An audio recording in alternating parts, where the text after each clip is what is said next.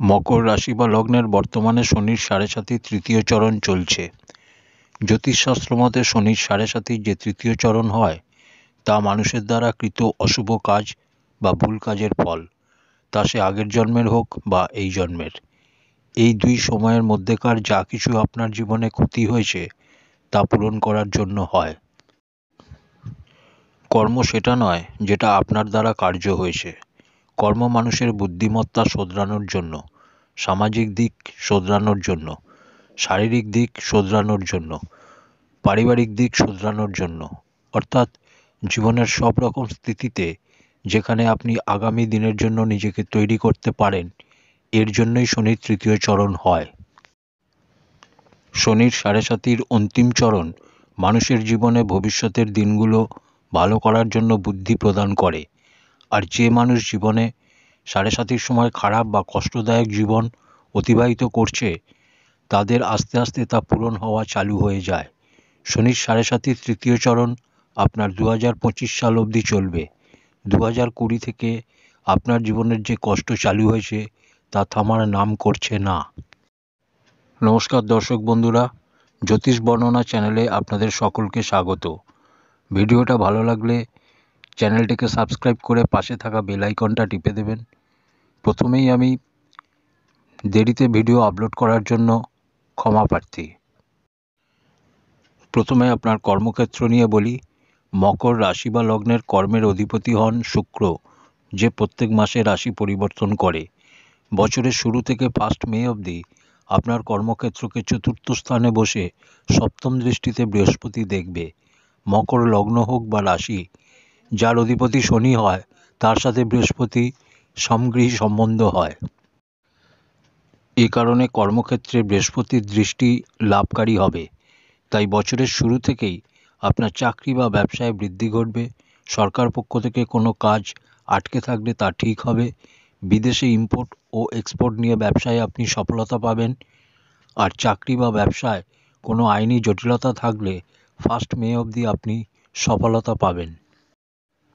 12 ফেব্রুয়ারি থেকে 12 জুন অবধি শুক্র আপনার লগ্নভাব থেকে পঞ্চম ঘর অবধি গোচর করবে, যার মধ্যে সে একবার উচ্চস্থানে থাকবে আর একবার কেন্দ্র ত্রিকোণ রাজযোগ ছাড়াও মালব্য নামক রাজযোগ নির্মাণ করবে। এই সময় আপনার নতুন চাকরি, ব্যবসায় বৃদ্ধি, আপনার সম্পর্ক বড় বড় ব্যক্তির সাথে হবে। চাকরিতে কোনো সমস্যা ছিল, ব্যবসায় আপনাকে কেউ সাপোর্ট করছিল না, তো এবার পুরোপুরি সাপোর্ট করবে। 12 জুন থেকে 7 জুলাই অবধি শুক্র কর্মক্ষেত্রের মালিক হয়ে ষষ্ঠ ঘরের গোচর করবে। এই সময় আপনাকে একটু সাবধানে চলতে হবে। এই সময় ভুল জায়গায় আপনার ইনভেস্টমেন্ট হতে পারে, কারোর দ্বারা ফ্রড হতে পারেন, পিতা ও সিনিয়রদের সাথে মতানৈক্য হতে পারে, কোনো প্রকার ইন্টারভিউ হোক বা রেজাল্ট সমস্যা হতে পারে। আবার 7 জুলাই থেকে 31 জুলাই অবধি শুক্র সপ্তম ঘরে আসবে।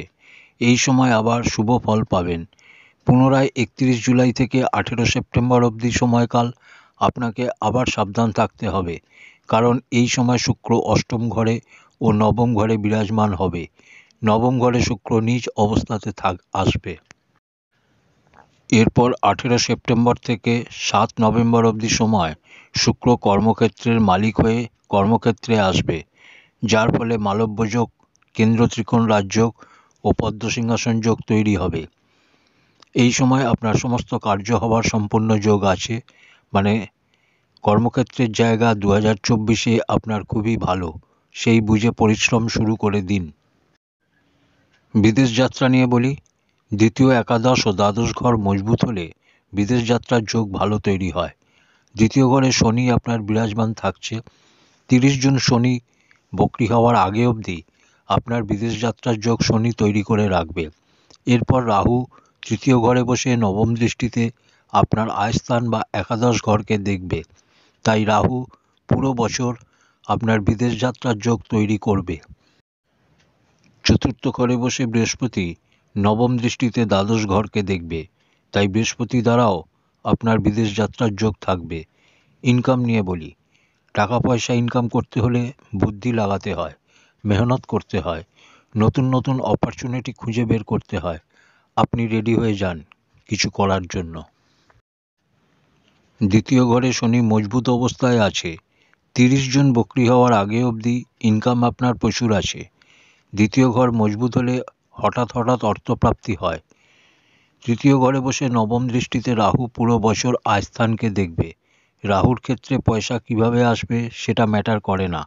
1 নম্বরই হোক 2 নম্বরই, যেখান থেকে হোক পয়সা আসবে। এরপর বৃহস্পতি যখন 1 মে পঞ্চম ঘরে আসবে, তখন সপ্তম দৃষ্টিতে আয় স্থানকে দেখবে। এই সময় প্রচুর ইনকামের রাস্তা আপনার খুলবে।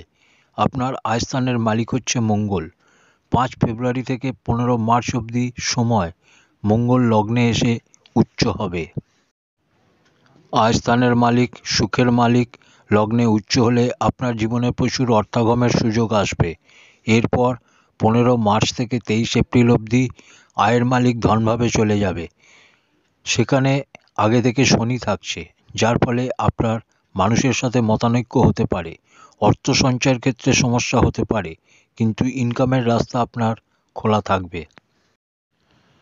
এরপর মঙ্গলের আরও কিছু ভালো ফল আছে, যেগুলো পরবর্তী সময়ে গোচরে মঙ্গলের স্থান পরিবর্তনের সময়কার ভিডিওতে আপনাদের জানাবো। না হলে এই ভিডিওটা বড় হয়ে যাবে। এরপর আসি বিবাহিত জীবন নিয়ে। রাহু তৃতীয় ঘর থেকে পঞ্চম দৃষ্টিতে আপনার সপ্তম ঘরকে দেখবে, অর্থাৎ রাহুর জন্য আপনার বিবাহিত জীবনে ক্লেশ হতে পারে। যাদের ডিভোর্সের মামলা চলছে তাদের ডিভোর্স করিয়ে দিতে পারে রাহু।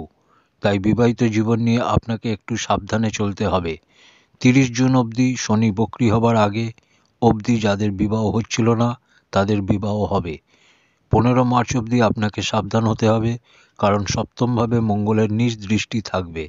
যাদের বিবাহিত জীবনের সমস্যা চলছে তাদের সাবধান হতে হবে। 1 মের পর বৃহস্পতি পঞ্চম ঘরে এলে মহিলাদের জন্য বিবাহের যোগ তৈরি হবে, কিন্তু পুরুষদের জন্য সমস্যা থাকবে। 23 এপ্রিল থেকে 1 জুন অবধি সময় রোচক যোগ তৈরি হবে। এর ফলে মকর রাশি বা লগ্নের সম্পত্তি, বাহন এগুলোর সুখ পাবেন। উপায় বলি, পুরো বছর চন্দনের টিকা লাগান। নবম ঘরে কেতু পিতৃদোষ তৈরি করবে, তাই পুরো বছর নিজের পিতা ও সিনিয়রদের সাথে সুসম্পর্ক রাখুন। ক্রোধ থেকে বাঁচবেন। গণেশ চল্লিশা পাঠ করলে ভালো ফল পাবেন। ধন্যবাদ।